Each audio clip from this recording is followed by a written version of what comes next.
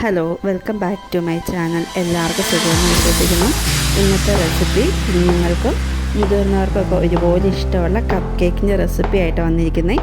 വീട്ടിൽ എളുപ്പത്തിൽ തയ്യാറാക്കാൻ പറ്റുന്ന കപ്പ് കേക്ക് റെസിപ്പിയാണ് ഇന്നത്തേത്. ഒരു മിക്സി ജാറിലേക്ക് 2 കോഴിമുട്ട പൊട്ടിച്ചൊഴിക്കുക. മധുരത്തിന് ആവശ്യമായിട്ട് 6 സ്പൂൺ പഞ്ചസാരയും കൂടി ഇടുക. മധുരത്തിനനുസരിച്ച് നമുക്ക് പഞ്ചസാരയുടെ അളവ് കൂട്ടുകയോ കുറയ്ക്കുകയോ ചെയ്യാം. ഇതൊരു മിക്സി ജാറിലിട്ട് നല്ലതുപോലെ 2-3 മിനിറ്റ് അടിച്ചെടുക്കുക. അതിലേക്ക് 1 സ്പൂൺ എണ്ണ ഒഴിക്കുക. ഏതെണ്ണ വേണമെങ്കിലും നമുക്ക് യൂസ് ചെയ്യാം. ഇതുപോലൊരു പരുവത്തിൽ നമ്മളത് തയ്യാറാക്കി എടുക്കുക. ഇതിലേക്ക് നമുക്ക് ആവശ്യമായിട്ടുള്ള ഗോതമ്പ് പൊടി ചേർത്ത് കൊടുക്കാം. ഗോതമ്പ് പൊടി ഇല്ലാത്തവർക്ക് മൈദാപ്പൊടി ആണെങ്കിലും ചേർത്ത് കൊടുക്കാവുന്നതാണ്. നല്ലതുപോലെ അരിച്ച് ചേർത്ത് കൊടുക്കുക.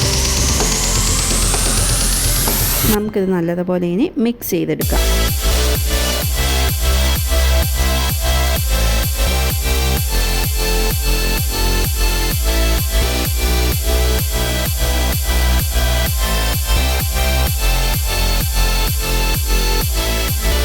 ഇതിലേക്ക് നമുക്ക് ഒരു ഫ്ലേവറിന് വേണ്ടി വാനില എസൻസ് കൂടെ ചേർത്ത് കൊടുക്കാവുന്നതാണ്. ഞാനിവിടെ 1 സ്പൂൺ വാനില എസൻസാണ് ചേർത്ത് കൊടുത്തിരിക്കുന്നത്.